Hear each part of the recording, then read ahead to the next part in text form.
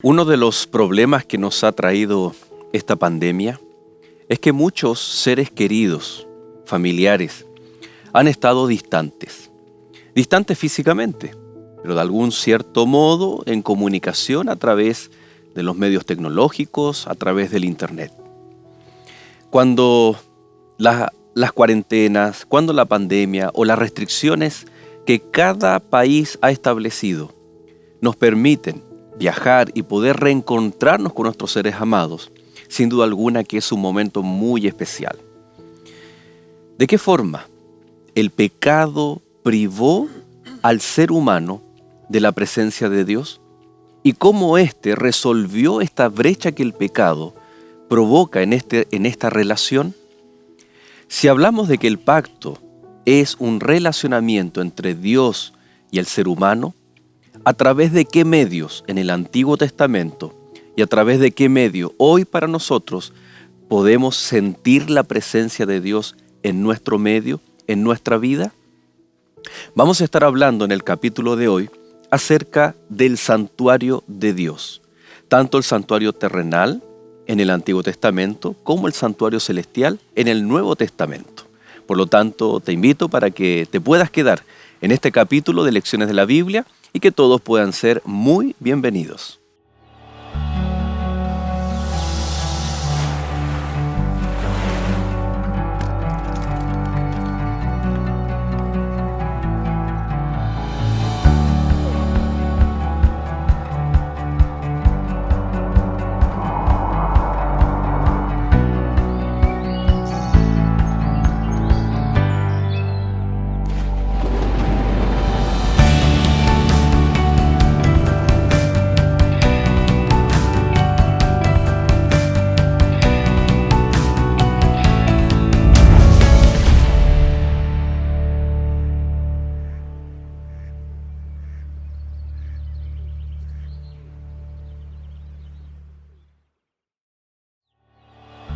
Esta semana, el santuario del nuevo pacto.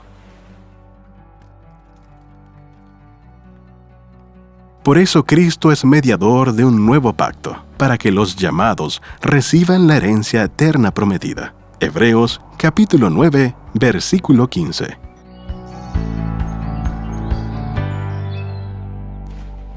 Muy bienvenidos, queridos amigos, cada uno de ustedes a este capítulo de Lecciones de la Biblia. Vamos a estudiar, como decíamos en la introducción, el deseo de Dios de estar con su pueblo, con sus hijos, a pesar de que incluso el pecado muchas veces provoca esta separación. Dios, a través del pacto, tuvo un elemento muy importante para que el pueblo sintiera y supiera que la presencia de Dios estaba en su propio medio. Pastor Oscar, muy bienvenido. Gracias, pastor. Ya estamos en la recta final. Ha sido arduo, pero sin duda alguna que es un gusto poder contar con usted y saber que nuestros amigos también están siempre pendientes de Lecciones de la Biblia. Bienvenido, pastor. Gracias. Como decíamos anteriormente, todo este estudio es una revelación progresiva. Y ahora ya estamos entrando en un tema que realmente requiere bastante estudio y que tal vez muchos no conocen. Y sería bueno que estuvieran atentos y que después de esta presentación ellos pudieran indagar, investigar más acerca de este santuario donde Cristo está actualmente. Así es. Vamos entonces a orar, pastor. Siempre estamos teniendo algún motivo especial de oración. Queremos invitarles a cada uno de ustedes que puedan escribirnos a través de lecciones@nuevotiempo.cl, que es el correo, y por supuesto también en los comentarios en YouTube o en las redes sociales donde usted nos pueda contactar. ¿Qué puede escribir allí? Cuéntenos cuál es su pedido de oración. Hoy vamos a hablar de la presencia de Dios en nuestra vida. Cuán importante es que pueda estar en tu familia, que pueda estar en tu mente, en tu corazón, para tomar las mejores decisiones. Por supuesto también para tener la plena certeza que incluso las cosas negativas que nos ocurren, pero teniendo a Dios, estoy pensando en aquella tormenta cuando estaban los discípulos, pero descuidaron de que Cristo estaba en esa barca, que a pesar tal vez de las tormentas que podamos estar viviendo, tener la plena certeza que Dios está en nuestra vida. Y ese va a ser el motivo de oración en este capítulo. Te invitamos entonces a que podamos orar a nuestro Dios. Querido Padre, buen Dios, gracias te damos, Señor, porque a pesar e independiente de lo que estemos viviendo, por muy malo o por muy angustiante que sea la situación, tú, Señor, estás con nosotros. Tú estás sosteniendo nuestras manos, ayudándonos para enfrentar cada día aquellas situaciones adversas que tal vez podamos estar viviendo. Y te pedimos, Señor, si es tu voluntad, que tal como en aquella tormenta levantaste tu mano y hubo calma, hubo paz, que en medio de nuestras aflicciones, Señor, tú puedas estar en nuestra vida, puedas levantar tu mano y puedas manifestar tu poder en aquella situación compleja y difícil que podamos estar viviendo. Gracias te damos, Señor, porque podemos confiar en ti, porque podemos sentir tu presencia en medio nuestro, pues lo rogamos y te agradecemos en el nombre de Jesús. Amén, Señor. Pastor, es interesante aquellas señales maravillosas que hay desde el primer momento, desde el Génesis. Estaba recordando cuando el hombre peca, el hombre y la mujer pecaron, y Dios viene con esas preguntas divinas, que no es para que Dios sepa, porque Dios todo lo sabe, ¿dónde estás tú? Sino porque esas preguntas fomentan el diálogo, y el diálogo fomenta la relación. Y este ejemplo del Génesis es que Dios está fomentando la restauración de la relación que el pecado estaba provocando. El hombre se arranca, el hombre tiene miedo, el hombre se esconde, pero viene Dios tras el hombre, buscando al hombre. Pero en este proceso el hombre necesita dar respuestas. Y ante la simple, pero a la vez compleja pregunta, ¿dónde estás tú? El Señor lo saca, lo atrae y fomenta un diálogo. Después el mismo diálogo lo tiene con la mujer y la mujer responde, dice, la serpiente me engañó. Vuelve al diálogo con Adán y Adán le dice la respuesta, la mujer que tú me diste. Ese diálogo que el Señor busca, y es interesante y contrastarlo, que cuando se dirige a la serpiente no hay pregunta, sino hay sentencia. Maldita serás tú, y comerás, y te arrastrarás y comerás del polvo de la tierra. Y después viene Génesis 3:15, ¿no? No hay diálogo, porque no hay que restaurar. El Señor dice, no, mi intención no es restaurar el diálogo o la relación con Satanás. Él ya tomó su decisión, sino que ahora, con mi creación, yo quiero restablecer el diálogo, restablecer el relacionamiento, y ahí es donde viene en ese contexto el pacto formal. Ahora, en esta búsqueda de Dios incesantemente, de restaurar la relación con el hombre, ¿qué elemento aparece en la Biblia que literalmente sitúa a Dios en medio de su pueblo? Cuando el hombre pecó, tuvo una reacción natural de lo que produce el pecado. Culpa y esconderse. Uh-huh. Y el hombre pudo haber buscado a Dios para pedirle perdón. No lo hizo. Por lo tanto, aquí vemos solo la iniciativa divina, desde un comienzo. La iniciativa divina para crear y para restaurar, para restablecer el pacto, el diálogo. Dios tiene que salirlo a buscar, preguntándole, para traerlo a juicio. Pero no era un juicio para condenarlo, sino un juicio para salvarlo. Para mostrarle misericordia. Le entrega la promesa de la redención. Siempre Dios, desde que creó al hombre, ha querido morar con el hombre. Solo que el pecado produjo esta separación. Pero cuando llegamos al pueblo de Israel, Dios crea un sistema muy bueno, muy interesante, en el cual Dios logra vivir directamente en medio del hombre. Y aquí en Levítico capítulo 26, verso 11 y 12 dice, y pondré mi morada en medio de vosotros, y mi alma no os abominará. Andaré entre vosotros, y yo seré vuestro Dios, y vosotros seréis mi pueblo. Siempre Dios ha querido morar con el hombre, habitar en medio de ellos. Y aquí el Señor le hace la propuesta.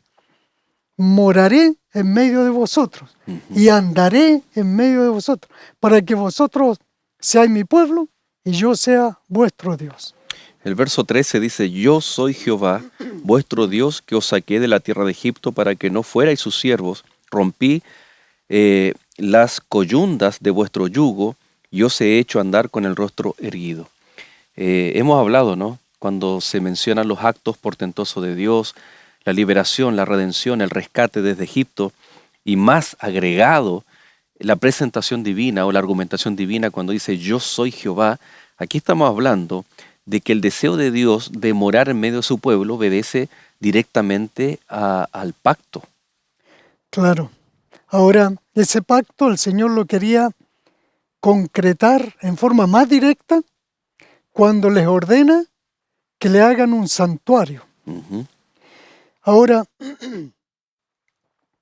las tribus de Israel eran 12.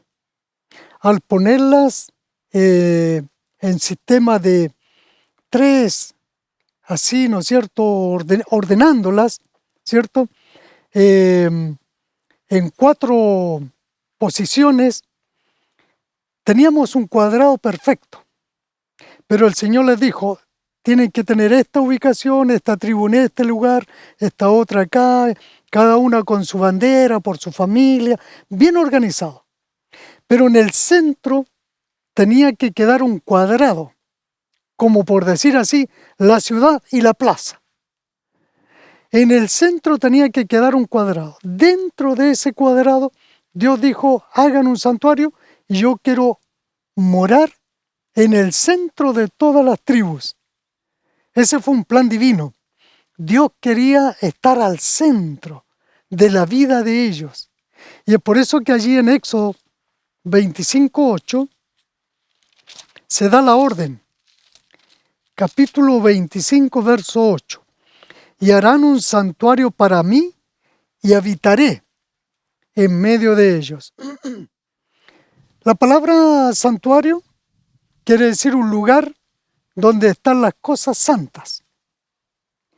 Y tabernáculo quiere decir un lugar donde habita Dios. Aunque lo otro también quiere decir, lleva a eso, ¿no?, de lo santo, pero se refiere a las cosas santas. Santuario es donde están las cosas santas. Tabernáculo es una tienda de campaña donde Dios quiere morar, habitar, personalmente. Aquí aparece, ¿no es cierto?, el verbo. El verbo ya sabemos que es Jesús, que habitó en medio de los hombres. El verbo habitar es el verbo en griego eskenoo. De ese verbo viene el sustantivo también eskené, que es tienda de campaña. La idea es que Dios quiere habitar en una tienda de campaña, morar con el hombre, poner su carpa en medio nuestro. Nosotros vivimos aquí, es como si el Señor nos dice, miren, yo quiero morar con ustedes, ¿me permiten poner mi carpa en medio de ustedes? Porque, bueno, cada uno tiene que decidir si acepta o no que el Señor instale su carpa. Pero aquí está hablando de aquel verbo que se hizo carne, Cristo, su encarnación. Fue como si Él viniera a esta tierra para instalar su carpa, su vida, vivir en medio nuestro. Siempre Dios ha querido eso. Y lo hizo a través de su Hijo. Y vemos ahí el factor de condescendencia Pablo en Filipenses 2:5 en adelante, ¿no? Él muestra que incluso él toma la forma humana, y cuando vamos a los evangelios vemos que Cristo se mimetizó con el ser humano. Y eso llama la atención a este verbo que es habitar incluso como el hombre, no solo en medio, sino también como el hombre. 100% hombre, 100% Dios, en un acto de encarnación, de misericordia, tal como, que refleja tal como ese deseo original de Dios de habitar en medio de su pueblo, de estar con ellos. ¿Cuál era el propósito, pastor? ¿Cuál era el propósito de que Dios estuviese en medio del pueblo? ¿Qué beneficios en relación al pacto el pueblo iba a obtener? Cuando alguien te dice, mira, yo quiero ir contigo, pero cuando llega el momento te dice, mira, lo siento, no puedo, pero voy a ir en pensamiento contigo. Ujú. No es lo mismo, Claro. porque uno quiere sentir la presencia, sentir que la otra persona va al lado de uno y uno puede conversar, dialogar. Dios quería que Israel sintiera eso, que viera el santuario, el tabernáculo, que viera la nube, que viera la columna de fuego, que viera cuando el humo salía de los sacrificios allí en el santuario, se elevaba al cielo, que viera todo ese proceso, ese ritual, y eso le iba a producir un acercamiento, que le diera un aspecto de vivencia real de que Dios estaba allí con ellos, que sintieran seguridad, porque el pacto, como decíamos antes, no solo era por creación, redención, sino también sustentación, le daba seguridad, bendición. El pacto es amplio.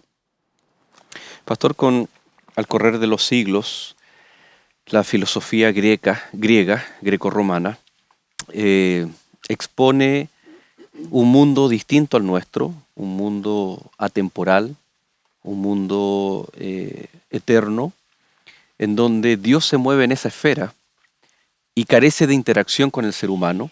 Al contrario, el ser humano, incluso su cuerpo, esto es lo que postula a grandes rasgos estas filosofías humanas que nacen de la cultura griega, que incluso el cuerpo humano es una cárcel del alma, y cuando muere el alma recién puede ir a este mundo, y de ahí donde surge la inmortalidad del alma, el hecho de que para estar con Dios prácticamente la persona tiene que morir para que su alma vaya con Dios, incluso que estando en vida necesita de intercesores o mediadores, que la Iglesia Católica formuló esto, ¿no? Esta tradición de personas que se transforman en mediadores, porque no podemos llegar libremente a Dios.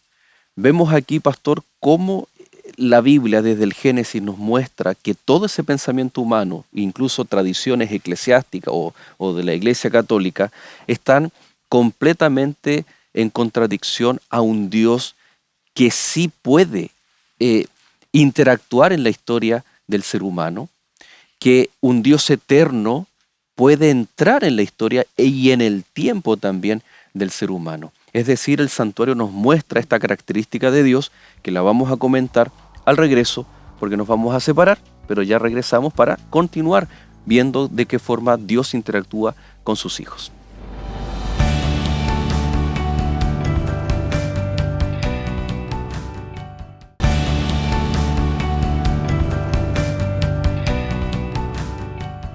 No un Dios que crea al hombre y lo deja solo a su suerte, como tal vez muchos postulan, sino un Dios que quiere estar con su pueblo, con sus hijos, y está preocupado también de sus necesidades, tanto primarias como la mayor de las necesidades, que es la salvación.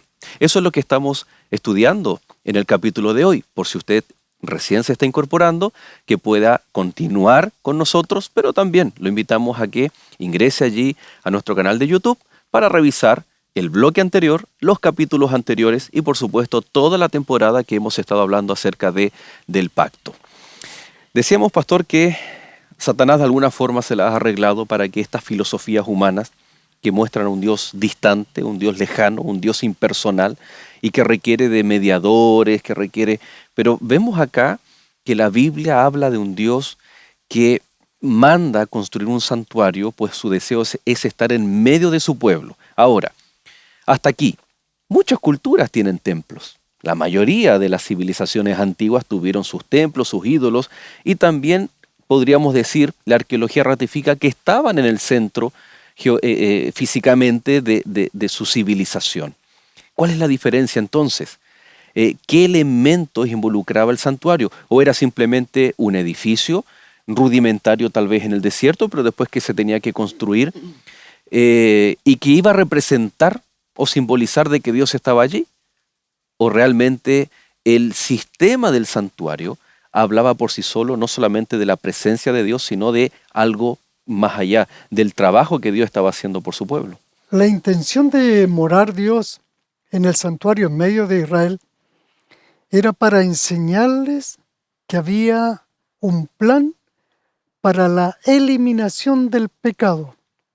No era solo de comunión, no era solo de estar allí presente y que lo vieran y el relacionamiento, sino que Dios quería ir más allá con el sistema del santuario de los sacrificios. Era para demostrarles cómo el pecado se podía erradicar y se iba a erradicar en el futuro. En el santuario, Dios le entrega sistema de sacrificio. Y así lo dice, por ejemplo, Hebreos capítulo 9, verso 22. Y casi todo es purificado, según la ley, con sangre. Y sin derramamiento de sangre no se hace remisión. El texto dice casi todo, porque habían algunas ofrendas que no eran cruentas y servían también para el perdón de pecado. Habían muy poquitas, muy pocas, pero casi todo era con sangre, dice el texto. Sacrificio cruento, con sangre. Ahora, ¿por qué la sangre? Porque la Biblia dice que la vida de la carne está en la sangre. Si alguien pierde toda su sangre, muere. Es inapelable. Ahora, la sangre representa la vida y la vida representa una persona. En este caso, el cordero que era muerto, su sangre era asperjada, representaba al cordero, pero el cordero representaba a la persona. Bueno, en el caso de Cristo, Cristo al morir cumplió todo ese aspecto de al morir su sangre representaba su vida y su vida a su persona. A diferencia, con el sacrificio de los animales, la vida de Cristo era sin pecado. La vida de Cristo cumplió la ley. La vida de Cristo era eficaz. Así que aquí nosotros tenemos que el sacrificio del antiguo pacto se le llamaba antiguo porque no tenía eficacia de perdonar. Y decíamos que lo único que se consideraba era la fe. Así que en el sistema antiguo, todo el que presentaba un sacrificio debía tener fe. Es decir, el pacto era el mismo. Pastor, eso le iba a preguntar, porque da la impresión que Abraham, dice, creyó a Dios y le fue contado por justicia, el padre de la fe. Y da la impresión que cuando se instaura el santuario, eran prácticamente obras que tenían que hacer, que prefiguraban a Cristo, pero mal que mal eran obras para poder, me refiero, cometía un pecado y tenía que llevar un cordero y poder ofrecer una ofrenda por la culpa o por el pecado. ¿Carece de fe el sistema del santuario? No, para nada. Estaba basado totalmente en la fe. Solo que Dios le da un sistema más complejo para conocer a Dios. ¿Te acuerdas que habíamos hablado de que el sábado tenía ciertas intenciones en el hacer, en el santificar, pero también en el conocer? Correcto. en el conocer a Dios. Ahora, en el sistema ritual del santuario, la intención de Dios era que Israel conociera más a fondo el plan de salvación. Había un conocer periódico, un conocer constante, un conocer más profundo. Pero, ¿qué era lo que validaba todo el sistema del santuario? Aunque era complejo, la fe. Solo la fe. Sin fe, Dios no podía considerar ni un sacrificio. Por eso que en algún momento Dios llega a decirle a Israel: yo estoy hastiado de vuestros sacrificios, porque lo hacían sin fe. Se transformó en un rito solamente. En el fondo, claro, ellos creyeron que el formalismo rito tenía virtud. Como hoy en día alguien podría pensar que la hostia tiene virtud. No, no hay virtud en la hostia, la virtud está en Cristo. Ahí está la diferencia, pastor, entre un sacramento y un rito. El rito es una representación de lo que Dios hace. Un símbolo. Un símbolo. En cambio, el sacramento es que la ceremonia supuestamente perdona pecados. La ceremonia es la que nos habilita. En cambio, en el sacramento, en cambio el rito, en la ceremonia, es Cristo quien nos da una nueva vida. Estoy pensando en el bautismo, ¿no? Inscribe nuestro nombre en los libros de la vida, pero es Cristo, no es la ceremonia. Y como usted bien dice, el pueblo dejó la fe de lado y se quedó solamente con la ceremonia, y la ceremonia se transformó en el medio de salvación, y eso le causaba, por supuesto, rechazo a Dios. Y eso es lo que Pablo después en el libro de Romanos y en otros libros ataca al sistema judío, no porque estuviera mal el sistema estaba bien, pero había que tener fe. Sin fe, ese ritual no era válido, porque la sangre de un animal no me limpiaba de pecado. Yo tenía que tener fe para que el Señor me perdonara, habiendo sido obediente en practicar el rito. Pero el rito en sí no tenía eficacia. Por eso se le llama antiguo, porque caduca. Todo lo antiguo termina. Y la muerte de Cristo, la cual se prometió en el Edén, Génesis 3:15, y más tarde se concreta, se ratifica en la cruz del Calvario, se le llama nuevo por la eficacia. Porque en la muerte de Cristo sí son perdonados los pecados, pero siempre a través de la fe. Sin fe tampoco se puede perdonar pecado, aún en la cruz del Calvario. Debe haber fe. Pastor, hay un elemento que trasciende desde el Génesis hasta la cruz, que tiene, incluso hasta nuestros días, que tiene que ver, o tal vez la pregunta es, el Señor dice: el día que de él comieres ciertamente morirás. El hombre y la mujer comen, y la pregunta es, ¿quién murió ese día? ¿Hubo muerte ese día? ¿Cómo se inicia en el plan de salvación el concepto de sustitución? Ese día sí hubo muerte, pero tampoco hubo muerte. Ambas cosas. Ellos murieron espiritualmente. A tal punto, la evidencia es que ellos huyen de la presencia de Dios. Porque todos los días venía Dios, conversaba con ellos, caminaban por el huerto, y ahora huyen. Ahí está la evidencia de la muerte espiritual. La parte física, claro, más tarde ellos murieron, aunque fue muy terrible la primera muerte, porque la primera muerte fue un asesinato, en donde Caín mata a Abel. Allí está la evidencia máxima de lo que pretende el enemigo en el hombre, que el hombre se desconecte con Dios para que muera. Ahora, ¿por qué el enemigo quiere que el hombre muera? Porque el enemigo, Satanás, odia a Dios. Y una forma de hacerle daño a Dios es eliminar sus criaturas.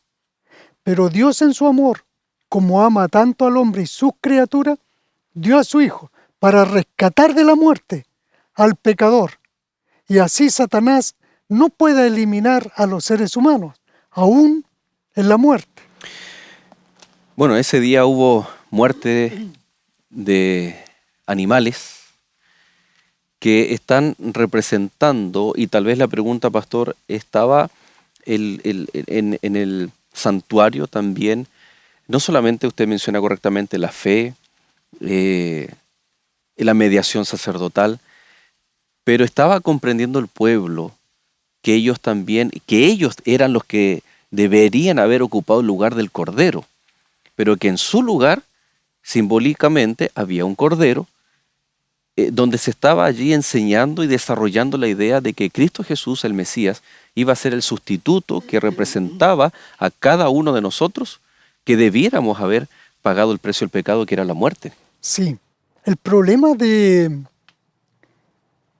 pueblo de Israel es que no reconoció a la verdadera simiente, porque desde cuando se dio esa promesa del Mesías venidero, en la simiente, Génesis 3:15, y en tu simiente, ellos pensaban que algún hijo de algún descendiente, y cada madre israelita pensaba así, que tal vez un hijo suyo podría ser el Mesías. Era el sueño de cada padre, de cada madre, que de ellos surgiera el Mesías. Hasta que los profetas fueron dando características. Iban a ser en Belén, iban a ser de una virgen, iba a ser sin pecado, iba a ser de la tribu de Judá. Venían pistas que se iban dando cómo iba a llegar el Mesías. Cuando llegó el Mesías, los fariseos, los rabinos, los escribas, se gestaron un mal concepto del Mesías. Pensaron en el Mesías rey, pero no pensaron en el Mesías sufriente. Y allí es donde cometieron el gran error. Ellos decían, ¿cómo? ¿Este carpintero de Galilea va a ser el Mesías? Siendo que el Mesías va a ser un rey que va a gobernar sobre toda la tierra. Y ellos no pudieron vislumbrar, delucidar en las condiciones en que venía el Mesías, el Hijo del Hombre. Y entonces Cristo en su ministerio tuvo que darles pistas. Le dijo en algún momento, ¿alguien me redarguye de pecado? Para indicarles que Él era el Mesías. En otro momento les decía, cuando el Hijo del Hombre venga en las nubes del cielo. Ese concepto, Hijo de Hombre, fue dado por Daniel, cuando él en una visión vio uno como Hijo del Hombre que se presentaba delante del anciano de días. Y entonces esa frase, Hijo de Hombre, la tomó Jesús para decirle, yo soy ese Hijo de Hombre. Cuando el Hijo del Hombre venga, el Hijo del Hombre será sacrificado. Y le daba mucho con esa frase, Hijo del Hombre. Y así Jesús fue presentándose como el Mesías, pero ellos no lo aceptaron, porque ellos decían, no puede un Galileo. No, tiene que ser alguien de acá, de Jerusalén, de la escuela de los rabinos. ¿Cómo vamos a tener un Mesías en esas condiciones? Y de hecho, en los tiempos de Jesús, o previo, hubieron varios intentos de Mesías, pero eran especies de guerrilleros, algunos vivían fuera de Jerusalén, en cuevas, con sus seguidores, armados, intentando expulsar o derrocar ahí a las legiones romanas que estaban gobernando en el territorio de Palestina. Es interesante, pastor, cómo la profecía muestra a Cristo Jesús, que usted lo mencionaba, ¿no? Como el siervo sufriente, el que entrega su vida. Isaías 53, que estudiamos la temporada pasada, es bastante clara, que muestra que Cristo es el Cordero, pero ese Cordero que viene a ocupar nuestro lugar. Y eso es lo que le faltó al pueblo judío. Y la pregunta es, nosotros ahora, ¿cómo consideramos, cómo apreciamos la justificación, que en el fondo es que mi posición me condena? mi naturaleza me condena, como ser natural me condena. Pero Cristo Jesús ahora Él se pone, ¿no?, en mi lugar y presenta ante el Padre sus méritos, su justicia, su sacrificio, su sangre, es decir, sustituto no solamente en su ministerio en la cruz, sino también sustituto en el proceso de justificar al ser humano. Sí, aquí hay un misterio muy profundo que ese nosotros no lo alcanzamos a comprender. Cristo no cometió pecado. Sin embargo, dice Isaías 53, Jehová cargó en él el pecado de todos nosotros. La iniquidad. La iniquidad. El apóstol Pablo dice que por nosotros Cristo se hizo pecado. Pero aquí yo quiero corregir un poco porque el texto griego no dice se hizo pecado, como imitando el pecado, sino que el apóstol Pablo lo hace muy, muy patético en decir Cristo hizo pecado, no teniendo pecado. ¿Qué quiere decir eso? Que Él tomó en realidad mi pecado y lo hizo suyo. En ese sentido hizo pecado, su vida, sin pecado, pero con pecado, tomando mi pecado. Ahora, esa fórmula logra que mi pecado sea cargado en Él y Él sufra la condena y el castigo que yo merecía. Explicado de otra manera, cuando Israel estaba en el desierto y fueron mordidos por serpientes, Dios le dice a Moisés, construye una serpiente. Una serpiente, no un cordero. Y no un cordero. Alguien dijo, no, porque la serpiente es más fácil colgarla allí. No, no era por eso. No. ¿Por qué serpiente? Siendo que Apocalipsis capítulo 12 dice que la serpiente es símbolo de Satanás.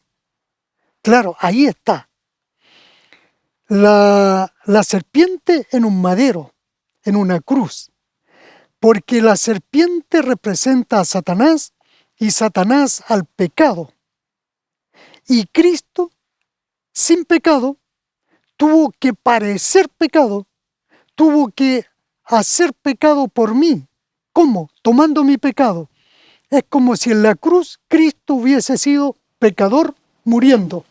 Tomando nuestro lugar. Tomando nuestro lugar. Y eso le da toda la garantía, no solamente como ofrenda perfecta, sino como en su propio ministerio de mediador. Porque es como que después Él toma su sangre para mediar nuestros pecados. Por lo tanto, vamos a hacer un alto, queridos amigos, y en lo que queda de nuestro programa vamos a seguir analizando ahora a Cristo como nuestro mediador. Así que no se separe, ya regresamos.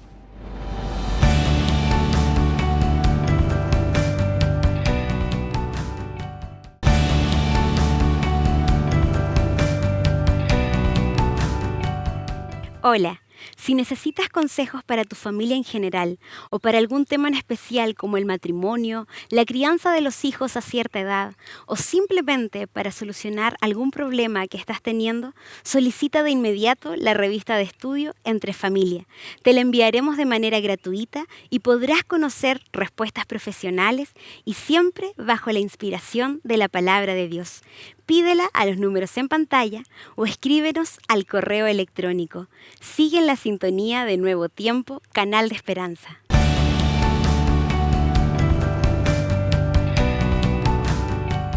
Ya estamos de regreso. Muchas gracias por permanecer en compañía de Lecciones de la Biblia. Pastor, en Hebreos capítulo 8 hay algo bien interesante. Yo no sé si fue una forma, una estructura literaria para poder escribir, aunque el apóstol Pablo siempre escribía con su qué, con su propósito. Ahora bien, dice Hebreos 8, el punto principal de lo que venimos diciendo es que tenemos tal sumo sacerdote, el cual se sentó a la diestra del trono de la majestad en los cielos. Da la impresión que en la cultura cristiana el punto principal de todo es la cruz del Calvario. Pero Pablo está diciendo que el punto principal de todo es de lo que venimos diciendo, de lo que venimos hablando, del plan de salvación, es el ministerio de Cristo en el santuario celestial. ¿Es así? ¿Es tan importante? Y si es así, es como una luz de alerta, porque resulta que en el cristianismo es muy poco considerado, muy poco estudiado y presentado y valorado e internalizado en la vida de los cristianos el ministerio de Cristo en el santuario celestial. Bien, para comprender un poquito eso voy a retomar el santuario terrenal. Ujú. En el santuario terrenal decíamos que había un sacrificio que se hacía en la mañana, se hacía como las 9 de la mañana, y ese sacrificio era un sacrificio general para todos. Dentro de ese horario del sacrificio de la mañana, desde las 9 hasta las 3 de la tarde aproximadamente, se hacía el segundo sacrificio general, pero era para cerrar el sistema de sacrificio. Dentro de ese horario se podía presentar los sacrificios individuales para el perdón individual. Pues bien, ese sacrificio general era abrir la puerta de salvación para todo el mundo. Cuando se hacía el sacrificio de las 3 de la tarde, se cerraba la puerta de salvación para todo el mundo, y si alguien llegaba tarde, ya no podía presentar su sacrificio hasta el otro día. Acá, en el sistema de Cristo, cuando Cristo murió en la cruz del Calvario, se abrió la puerta de salvación para todo el mundo. Allí se concretó la salvación, pero el texto dice que de tal manera amó Dios al mundo que dio a su Hijo, y aquí en el aspecto personal, para que todo aquel que en Él crea, el aspecto personal, esa salvación se concreta en mí cuando yo personalmente decido ir a Cristo. Y entonces esa salvación universal se concreta en mí. Entonces, Cristo muere en la cruz, sacrificio perfecto, resucita, asciende, y ahora Pablo dice, Cristo está en el santuario celestial. Si yo quiero ser salvo, tengo que dirigirme allá, porque ahí Cristo imparte su sacrificio de la cruz, lo imparte del santuario celestial como sumo sacerdote. Y ahora yo voy a Cristo y Él hace eficaz la cruz desde el santuario celestial en mí.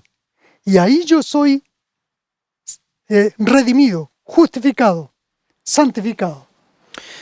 Interesante que el libro de Apocalipsis menciona que también del santuario celestial surge todo, ¿no?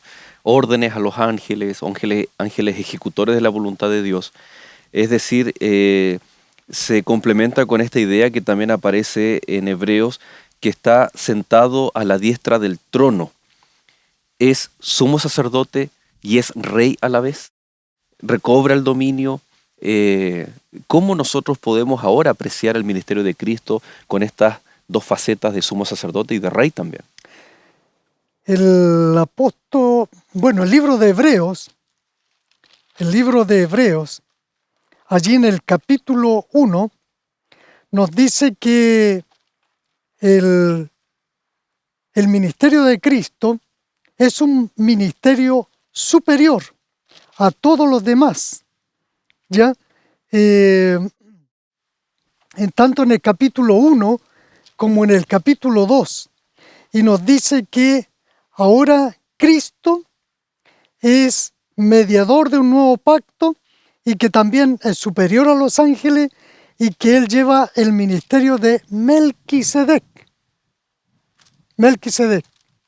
Eso quiere decir que Melquisedec fue un rey en tiempo de Abraham que cumplía dos funciones. Era rey y sacerdote, a tal punto que bendijo a Abraham y Abraham le dio los diezmos. Eso quiere decir que Cristo en el cielo cumple estas dos funciones. Él está calificado como rey y como sacerdote, pero ahora está solamente en el plano de sacerdote. Cuando Él termine su ministerio sacerdotal y se cierre la puerta de la gracia, recordemos que en el santuario celestial el segundo sacrificio, el de las 3 de la tarde, cerraba la puerta de la salvación para ese día. Por lo tanto, acá Cristo, terminando en el santuario celestial su obra de intercesión y expiación, se cerrará la puerta de la salvación y ahí comienza Él a funcionar, va a ser investido como rey, aunque lo es, pero va a ser investido de todas maneras en una ceremonia especial para poner a todos sus enemigos debajo de sus pies. Pastor, este concepto Tamid, continuo sacrificio, mañana de la tarde, día de la expiación, ¿cómo se relaciona el ministerio de Cristo Jesús en el cielo con el juicio para el pueblo de Dios? Que el juicio está presente también en el pacto. Lo vemos en el caso especialmente de Adán y Eva, un juicio de misericordia. En el caso de Noé hay un juicio donde se manifiesta la misericordia en esos 120 años. ¿De qué forma ahora que se concreta en el ministerio de Cristo se relaciona también el juicio en medio del nuevo pacto? Daniel capítulo 7, verso 13 dice: miraba yo en la visión de la noche, y aquí con las nubes venía uno como hijo de hombre, que vino hasta el anciano de día y le hicieron acercarse delante de él. Allí estamos en un contexto de juicio. El Señor está realizando un juicio. Pero en el verso 14 dice que a la vez le fue dado dominio, gloria, reino, para que todos los pueblos y naciones le sirvan. Aquí se funden estos dos aspectos, de sacerdote y de rey. Pero en este momento en el santuario celestial, de acuerdo a Hebreos 9, capítulo 9, si vamos al libro de Hebreo rápidamente, allí tenemos verso 12, no por sangre de machos cabríos ni de becerro, sino por su propia sangre entró una vez para siempre en el santuario celestial, habiendo obtenido eterna redención. Y termina diciendo, porque si la sangre de los machos cabríos hubiera producido efecto, no habríamos necesitado a Cristo. Y el verso 14, cuánto más la sangre de Cristo, el cual mediante el Espíritu Eterno se ofreció a sí mismo, sin mancha, limpiará vuestras conciencias de obras muertas, ¿no es cierto?, para que sirváis al Dios vivo. El sacrificio de Cristo tiene mayor eficacia. Y al presentarlo en el santuario celestial, dice, mediante el Espíritu Eterno, Cristo sigue trabajando con el Espíritu Santo. Y mediante el Espíritu Santo se hace efectiva la eficacia del sacrificio de Cristo para limpiar nuestras conciencias y para limpiarnos de pecado. Es decir, el sacrificio de Cristo es eficaz totalmente a través del Espíritu Santo para limpiarnos de pecado. Llegará un día en donde Él va a terminar, va a extraer el pecado registrado en el cielo nuestro y lo pondrá sobre el macho cabrío Azazel, Satanás. Y finalmente todo el pecado caerá sobre Azazel. Y Azazel debe ser muerto, debe ser eliminado, para eliminar definitivamente el pecado. Esto hace claramente alusión al día del juicio, al día de la expiación de Levítico 16. Estamos entonces, pastor, viviendo en la etapa del juicio previo a la venida de Cristo, y en donde lo que usted acaba de mencionar también se llevará a cabo, de acuerdo a Apocalipsis, durante esos 1000 años y después la destrucción del pecado. Sí. Dios tiene que hacer una limpieza. Ya hizo limpieza del cielo, eliminando a Satanás con toda su hueste.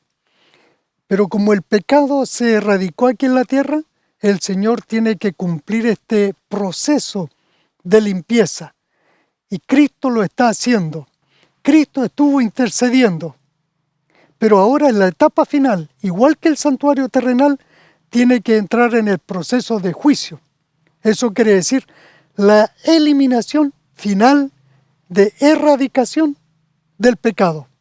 Una vez que Él erradique el pecado, todos quedemos perdonados, entonces Cristo vendrá a la tierra en su segunda venida para llevar a su pueblo al cielo, porque habrán sido purificados. Y qué interesante, pastor, que este juicio, este proceso, este ministerio de Cristo trae directos beneficios a su pueblo, a todo aquel que le acepta por medio de la fe. Es necesario, por ejemplo, dice Pedro, que el juicio de Dios comience por la casa de Dios. Siempre el pacto ha estado permitiendo que el pueblo, que todo aquel que le acepte, obtenga estos beneficios. El juicio de Dios no es porque la palabra juicio nos causa temor. Es, como dice Pablo en Hebreos 4:15 en adelante, ¿no? Para que nos acerquemos confiadamente al trono de gracia y podamos obtener y hallar oportuno socorro. Qué importante invitación para hacerle a nuestros amigos, de confiar en medio de un juicio, previo a la venida de Cristo, de confiar en los méritos de Cristo Jesús como sustituto, como nuestro sumo sacerdote, que muy pronto vendrá a buscarnos con esas ropas reales que dice Rey de Reyes y Señor de Señores. El juicio de Dios es un juicio feliz, deseable. ¿En qué consiste? En que el hombre cree en Jesús y Jesús le imparte su justicia y lo declara justo, santo, perfecto. En eso consiste el juicio. No es algo condenatorio para el que se acerca al juicio, para el que cree en Jesús. Todos los que hemos creído en Jesús hemos pasado por el juicio, en el cual Dios nos declaró justos. Yo quiero apelar a ti, amigo, que también vayas a juicio con Jesús, porque Él quiere salvarte en ese juicio. Y si Dios quiere salvarte, es porque Él lo quiere hacer gratuitamente. Y ahora tú tienes que tener la confianza de acercarte a Jesús. Jesús dice, he aquí, yo estoy a la puerta y llamo. Si alguno oye mi voz y abre la puerta, yo puedo entrar. Jesús quiere entrar en ti. Y ahora yo quiero orar por ti para que esta salvación se concrete. Oremos. Señor y Padre Santo que estás en el cielo, en esta hora te damos gracias por tu salvación. Y te pedimos que tú puedas trabajar en aquel que todavía no ha podido ser salvo, para que él sea impulsado por el Espíritu Santo para ir a Cristo y ser salvo. Todo esto te lo pido en el nombre de Jesús. Amén. Amén. Muchas gracias, Pastor Óscar. Nos vemos ya en los últimos capítulos que nos van quedando de la temporada, pero gracias por su compañía. Gracias por la invitación. Y por supuesto a cada uno de ustedes, queridos amigos, queremos, como siempre, agradecer su compañía, sus mensajes, sus comentarios y dejarlos invitados para nuestro próximo capítulo de Lecciones de la Biblia y, por supuesto, en compañía de Nuevo Tiempo, canal de Esperanza. Que Dios les bendiga.